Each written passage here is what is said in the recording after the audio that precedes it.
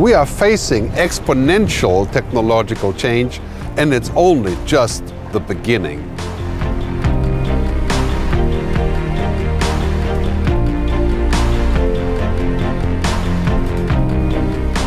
If you're a musician, publisher, or car maker, you know this too well. Sector after sector, industry after industry, we're waking up to the fact that the future is already here. We just haven't noticed.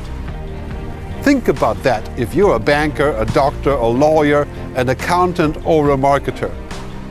Your career may soon be impacted or simply be over. If your profession is built on routine, it will be automated.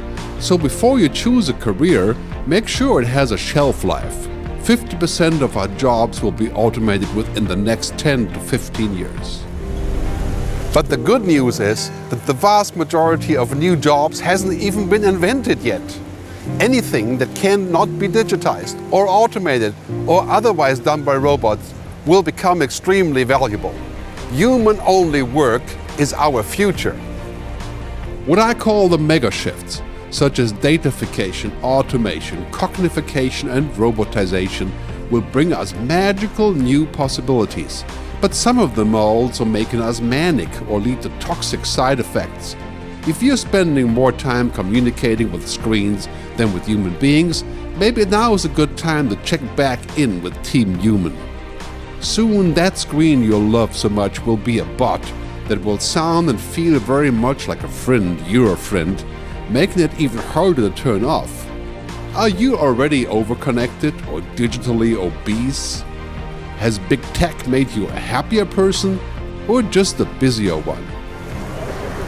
For all the magical algorithms that are changing our lives at every turn, there needs to be a human equivalent. What I call the androrhythms, the things that actually make us human. Compassion, ethics, mystery, design, morals, and values. You know, the most important things in life cannot really be expressed in zeros and ones, and human thinking isn't really computable, or is it?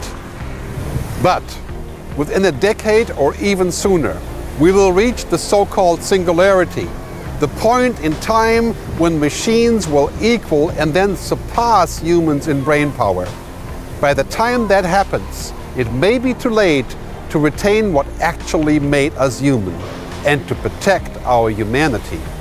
Brain-computer interfaces, nanobots in our bloodstream, microchip implants, and soon human genome editing. Maybe we are the last unaltered generation of humans to inhabit this planet.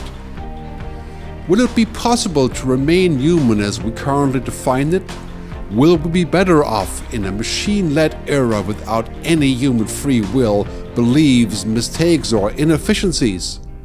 What would it mean for humanity to cohabit with an intelligence far greater than ours? How could we cope with our newfound irrelevance? Whatever challenges we face now with technology are nothing compared to what's coming down the pipe. Forget about emails and apps.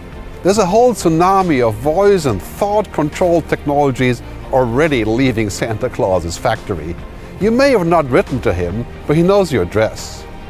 Technology is not good or bad, per se. It just is, until we apply it, of course.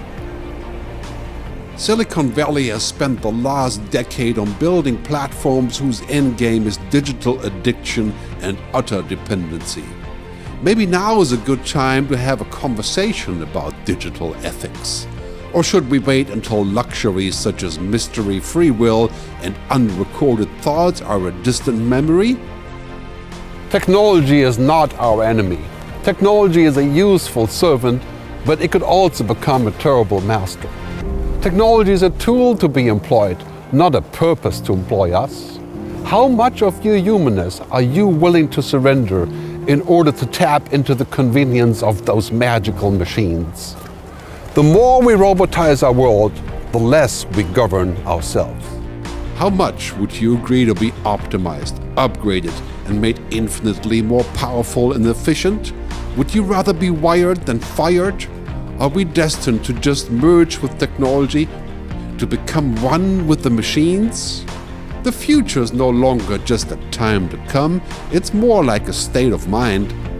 Never in human history has the present been so temporary. Humanity will change more in the next 20 years than the previous 300 years.